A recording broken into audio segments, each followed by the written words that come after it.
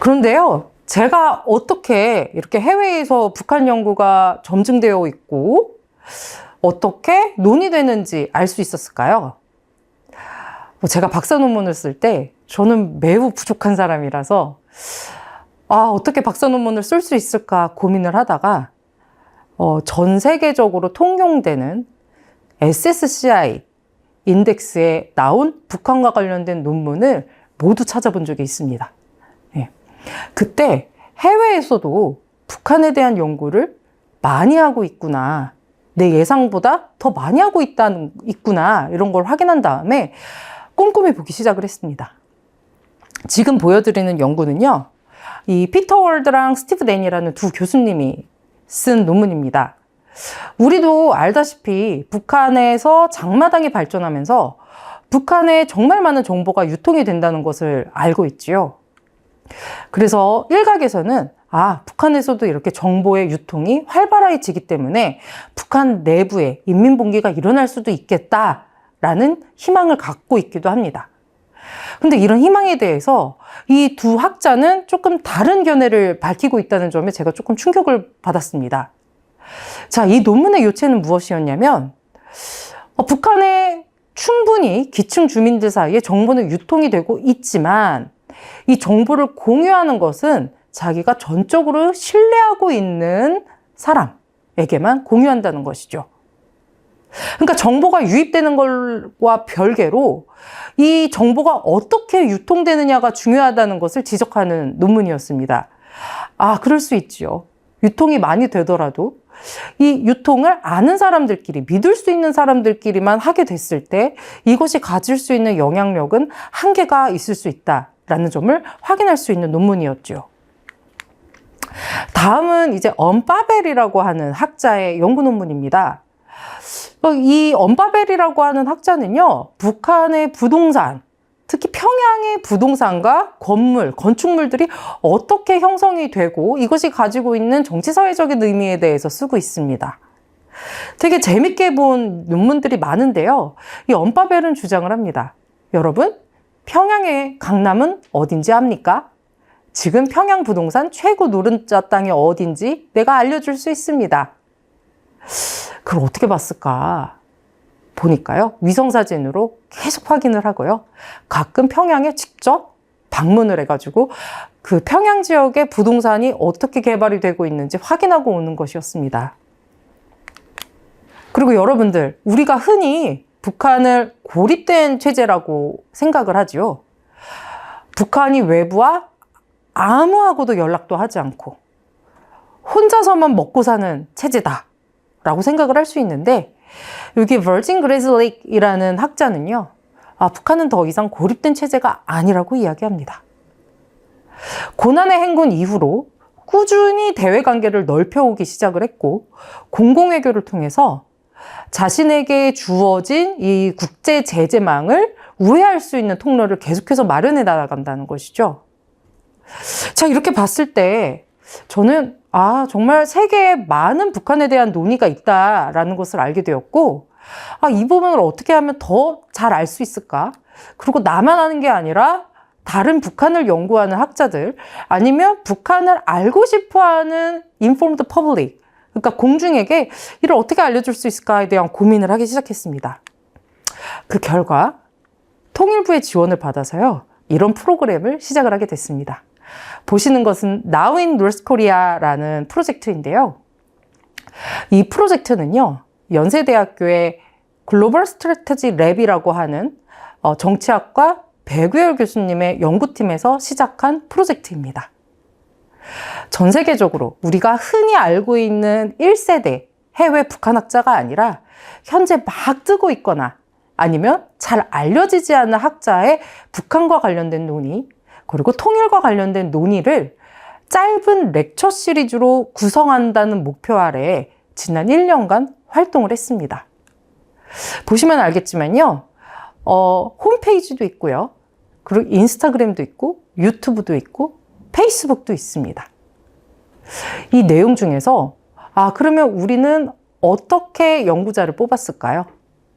아까 말씀드렸던 것처럼 제가 북한과 관련된 외국인 학자들을 정말 많이 보았고, 그 중에서 이분들의 논의는 정말 나 혼자 알기 아깝다 싶은 분들을 제가 모아서 일일이 접촉을 했습니다.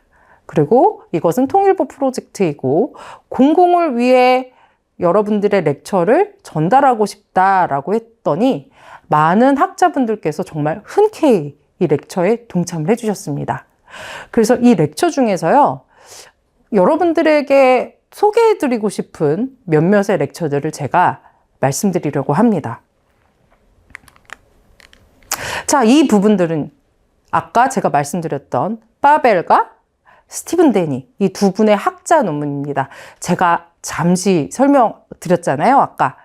평양의 노른자 땅, 제가 알려드릴게요. 거기에도 강남이 있어요. 라고 해서 이 파벨이라고 하는 학자가 평양의 부동산, 그리고 평양의 국토개발, 그리고 북한의 이런 도시건설은, 도시계획은 어떻게 진행되는지 20분 동안 아주 브리프하게 하지만 알짜를 가르쳐 드립니다. 다음은 이 스티븐 데니라고 하는 네덜란드 라이든 대학교의 교수님인데요. 아까 말씀드렸던 것처럼 정보 자체가 문제가 아니다. 우리가 정보를 굉장히 중요하게 생각하고 북한이 새로운 변화를 만들어내기 위해서 외부에서 계속 정보를 넣어야 된다. 여러 가지 경로로 정보를 줘야 된다라고 얘기하고 있지만 정보 자체가 문제가 아니다. 이 정보를 어떻게 유통시키느냐가 또 중요하다라는 점을 알려드리는 렉처입니다. 자, 다음은요. 필립 백스터라고 하는 이제 제임스 메디슨 대학교의 정치학과 교수인데요. 미국에서 활동하는 교수님입니다. 제목 보시면은 북핵 개발자 지도 그려드립니다 라고 써져 있죠. 제가 재밌게 댓글 다세요. 요즘 이제 젊은이들이 이야기 많이 하듯이 이런 밈을 많이 달아봤는데요. 이분의 렉처는 지금 현재 북한의 핵과 관련된 학술적인 논의, 그리고 핵 관련 전문가들이 어떤 네트워크를 가지고 있는가에 관련해서 강의를 합니다. 해외에서요, 생각외로 북한과 지적인 교류를 많이 합니다. 캐나다에 있는 브리티시 콜롬비아 같은 경우에는요, 박경혜 교수 주도로 북한에 있는 지식인, 엘리트, 학자, 아니면 대학원생들을 대학으로 초청을 해서요, 이 학생들을 학습시키고 트레이닝 시키는 프로그램이 있습니다. 이뿐만이 아니라 전 세계에서도, 그러니까 북한의 연구자들이 자신의 이름을 익명으로 숨기거나 아니면 다른 국적을 통해서 공부를 하고 연구를 하는 그런 과정이 진행이 되고 있습니다. 근데 이 필립 백스터 교수는 그거를 어떻게 추적을 했는지 궁금하지 않으십니까? 이 북한 연구진들이요, 해외 연구자와 함께 쓴 영어 논문들, 이 학술 논문들을 데이터로 추적을 합니다. 그런데 여러분, 이공계 같은 경우에는요, 사실 연구 논문을 많이 쓰기도 하지만 정말 중요한 정보, 외부에 알려지면 자신네들의 경쟁력이 줄어드는 이런 정보는 논문으로 출간하지 않는 경우도 있어요.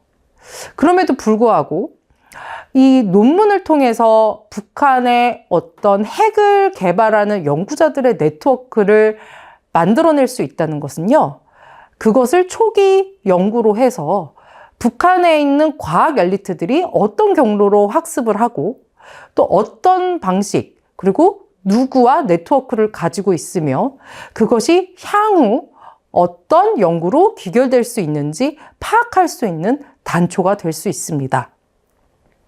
이 논문이 가지고 있는 한계, 그러니까 이 백스터 교수가 연구한 내용이 한계가 분명히 있지만 그 이전에는 추정으로 알고 있었던, 북한에 있는 많은 엘리트들, 지식인, 그 대학원생, 연구자들이 외국과 공공외교를 하고 있다, 지식외교를 하고 있다 라고 있는 것은 알고 있지만 그것이 어떻게 구체화되고 있는지 알려줄 수 있다는 점에서 굉장히 의미 있는 내용이라고 볼 수 있을 것 같습니다.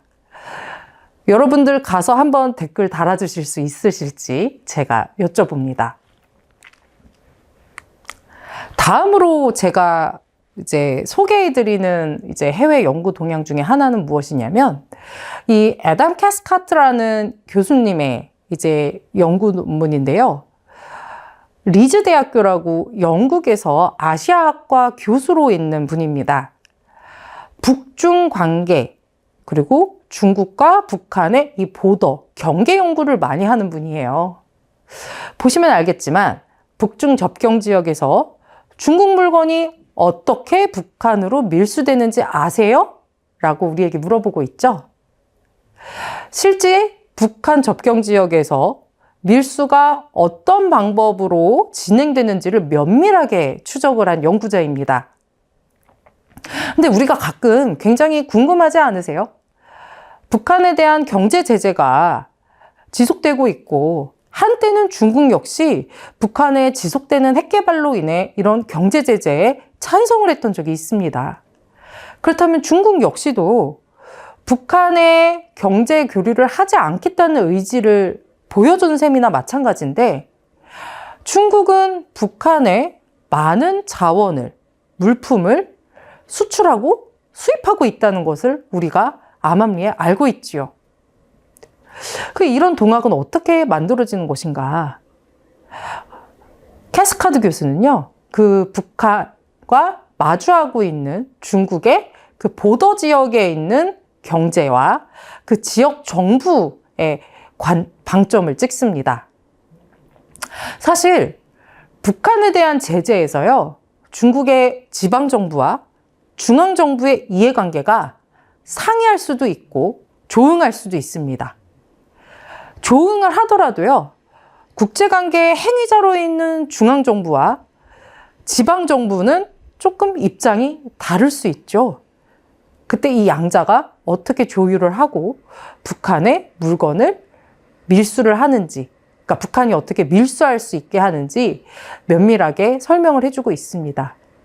인상적이었던 거는요, 북중 접경 지역에서 이 북한으로 물품을 들어가는데 관여하는 중국 세관, 그 세관이 활동이 어떻게 진행되는지 이 부분도 정말 구체적으로 파악하고 있다는 것입니다. 북중 접경 지역의 경제 상황, 그리고 무역 상황에 대해서 정말 많이 알고 있는 이 캐스카드 교수님의 연구에 대해서 여러분도 한번 봐주시길 바랍니다. 자, 세 번째는요, 시드니 대학교의 정치학과 교수입니다. 저스틴 V. 헤이스팅스라는 교수님인데요. 이분 같은 경우에는요, 호주에서 북한의 정치체제, 북한의 외교정책의 연구를 오랫동안 했던 분입니다. 절만학자임에도 말입니다. 이분의 논문들을 읽어봤을 때 제가 굉장히 인상 깊었던 부분이 무엇이었냐면, 아무리 막아도 북한에 대한 제재가 여러 방식으로 뚫린다는 것을 그림으로 보여주고 있다는 것입니다.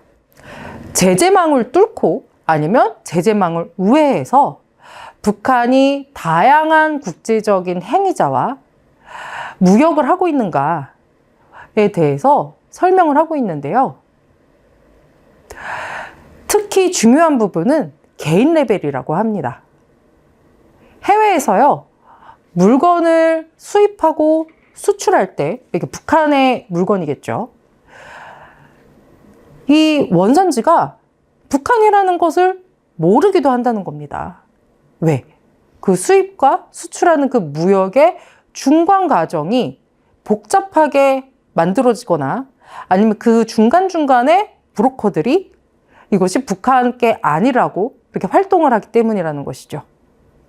보시면요, 시리아, 그리고 대만, 중국, 홍콩, 이런 국가들, 그 북한의 물건이 어떻게 이리저리 왔다 갔다 하는지 우리가 되게 직관적으로 볼 수 있도록 도표로 보여줍니다.